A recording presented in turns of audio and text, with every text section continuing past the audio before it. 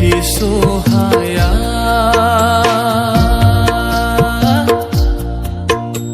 सानस'नो हाया आं लोगो मोनगोन मोनफिना दान्दिसे हान्थिनाय ससे लामायाव बुहुमाव थांना थानायाव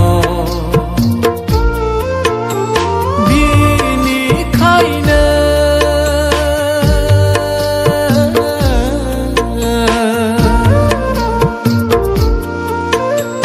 गंलायो खर' जाबायबोला गोरोन्थि मावनाय दांनाय रायनाय थाबायनाय आखल आखुजों